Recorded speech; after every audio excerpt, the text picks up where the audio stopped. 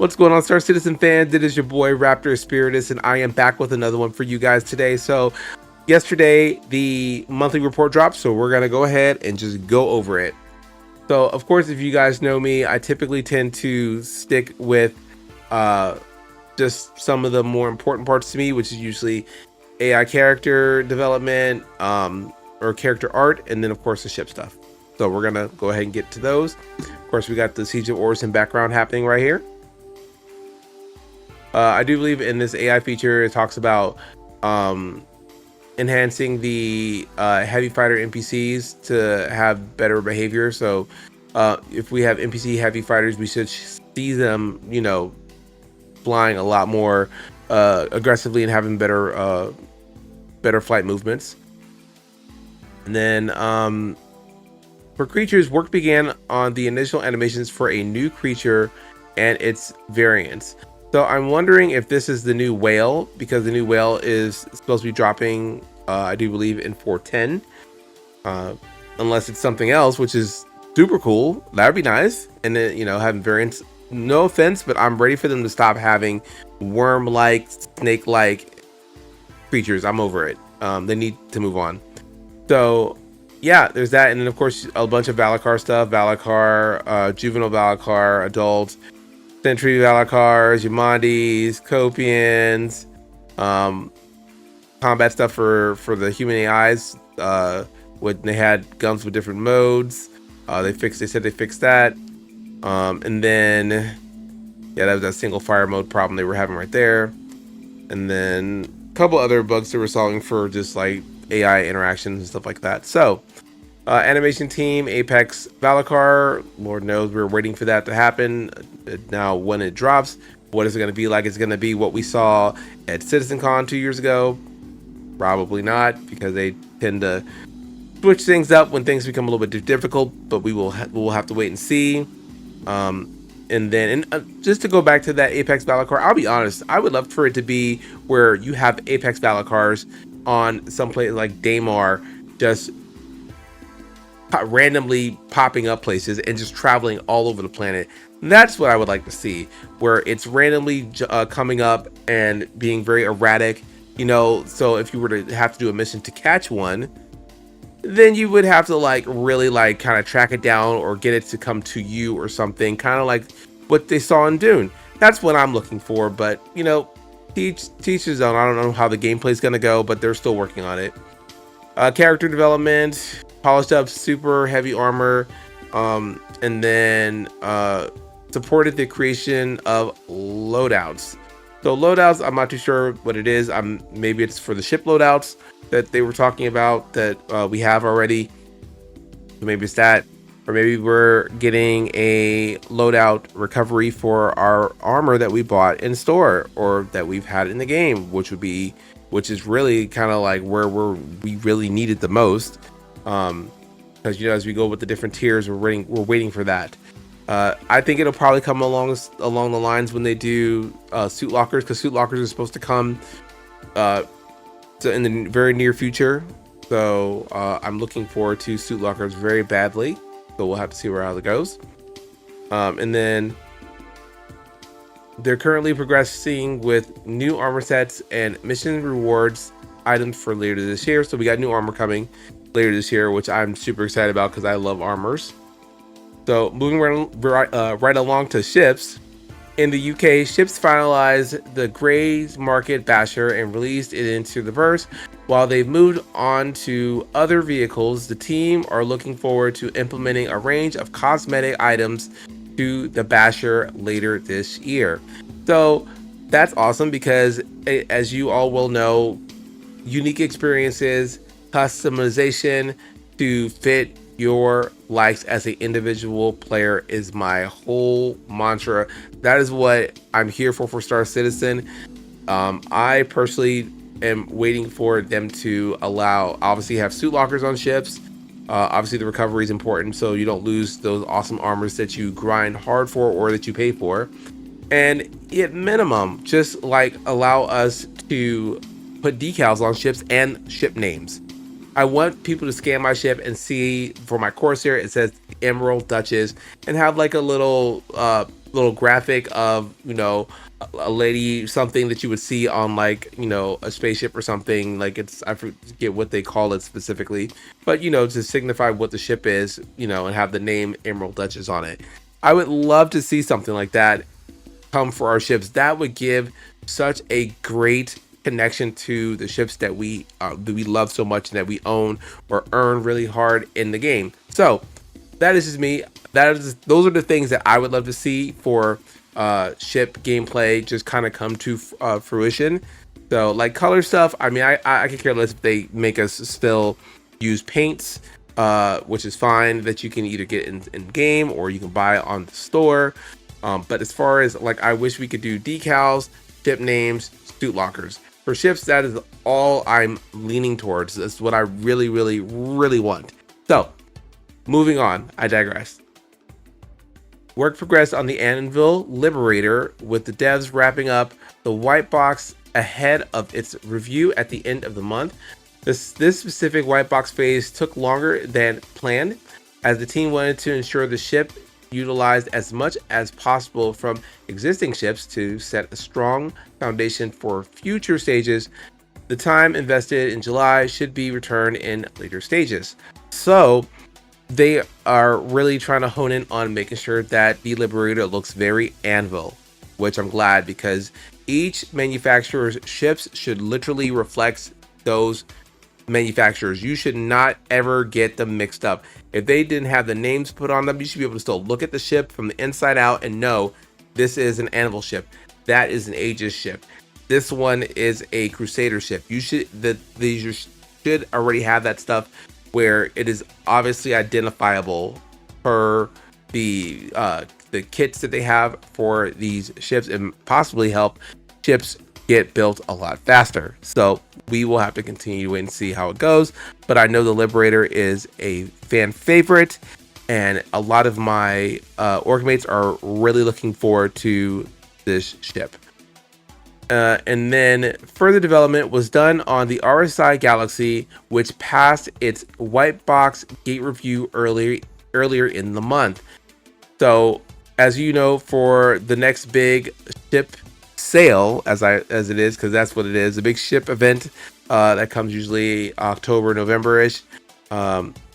The Galaxy is the next ship, and as you can see from the picture, the cockpit is a almost exact match to the Perseus, as they both are RSI ships, but really the Galaxy is like I think it's a little bit bigger, so I would say it's the bigger sister ship to the Perseus. The Perseus is all obviously pure combat, whereas the Galaxy is a multi-role ship, if you don't already know, that's going to have modules. I know it's one's a refinery, and then the other one is a medical. I want to say the third one, but I don't know what it is. So, and then it also will have a small hangar for a small shuttle. So if you ever go to the RSA websites, you can see the Pisces coming out the back of it. So that's pretty neat. So, but it is getting closer and closer, but this will be at IAE or Invictus, whatever you want to call it. I can't remember exactly the right name right this moment because it is late and I am quite tired, but we're going to move on. So there's that. And then we also, it says additional art resources helped various areas of the ship progress significantly, including the lower engineering area, upper corridors, modular lower section, and rear hangar. The rear hangar that I spoke about with the Pisces, or some small ship that you can put in there. And then of course, this looks like the engineering area. It looks like the gravity engine, whatever you want to call it. So there's that. Looks pretty cool. Like, I'm looking forward to it. I'm definitely not getting this ship. However, it does look pretty freaking cool. I know a couple of my org mates got it, so I'll have to see whenever they get their hands on it. Next, looks like the upcoming Kruger Stingray continued to move swiftly through development, and with rapid progress from all teams, it was decided to do a combined Lot 0 final gate review at the end of July, which the Stingray successfully passed, which means it will be here at 4.10 Bosho. So I'm looking forward to that. I'm curious to what it's going to be like. I know that the Stingray had a 3 engine configuration. So as I've said in previous videos, I think that one of the configurations is and when you do like your landing or whatever, it's going to be straight down, and then of course the rear, when it's actually going, it's going to go up, you know, then to the regular pointing backwards. And maybe there will be another configuration when it's landed with the landing gear out. I have no idea, but that's kind of what in my mind I would think are the 3 different configurations. And then we have 2 other vehicles continued down the pipeline. One is essentially art and design complete and awaiting the availability of downstream teams, while the other received further art and design work before passing its Lot 0 review on the day this report was published. So there's a new ship that is in the Lot 0 review already. So that means that by, I would say, September, we might be seeing this, whatever this is. So I'm looking forward to that. Usually when we see stuff hitting Lot 0, they're usually going to hit us in a following patch like a month or so later.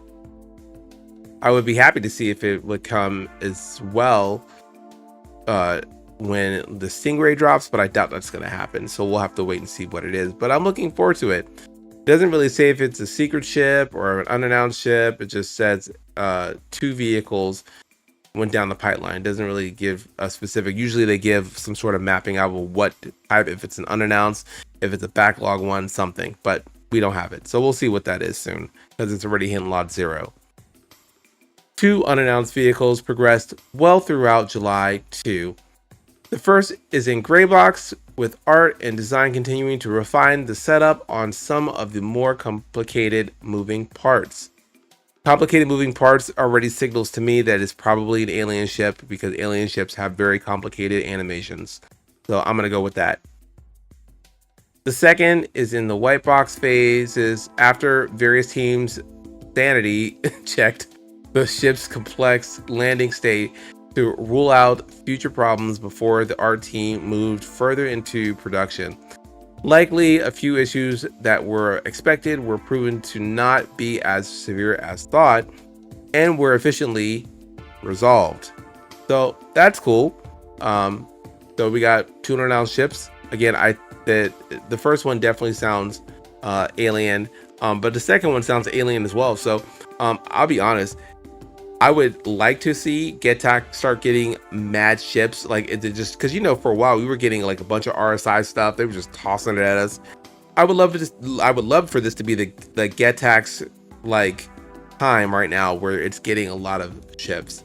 So I do know that one of those ships was said to be a generalist ship. The next generalist ship, I'm trying to get it out, generalist ship is a Xi'an ship. So we're looking forward to that. Can't wait. For the North American team, further progress was made on the Drake Kraken, which passed its gray box gate review after a major push from the team and remains on track for its planned release next year. The main call out from the review was to resolve how some of the capital size components are integrated into their rooms. So Kraken's coming right along. It's one of the backlog ships that's been like haunting players for forever. So next year we will be seeing this ship. I don't know when, but we will be seeing it. So I mean, let's face it, if Defense Con still prevails next year, because Drake always does it better, we might see it maybe then. We'll have to wait and see. And that's pretty much all I'm going to go over. There's community stuff, which don't care too much about. Economy stuff, which is all crap at the end of the day. Graphic stuff, narrative stuff. R&D, tech. All right, so that's really all that I have today to share with you guys. So let me know, of course, down in the comments, what was your favorite part? What are the ships that they are bringing that are ones already hitting Lot 0 this month? And then what is the other one that is finishing up with final art? Do you guys have any ideas what they could be? ones with the complex animation or whatever it is. Just let me know in the comments what your suspicions are, if you have any. Are you excited about the RSI Galaxy? I know a lot of people are. This ship is going to be awesome. Again, it's not something that I'm getting because again, it doesn't serve a purpose for me. I am not a ship slut, as my team likes to call themselves, because they will buy anything under the sun. So, but hey, to each his own. But are you guys excited for it? Just let me know in the comments what you think, how the gameplay is gonna go for you guys. Is there any particular module that you're gonna run? Drop it down in the comments. So without further ado, as you always know, it is your boy Rapper Spiritus. You guys stay safe out there, and I will see you in the verse.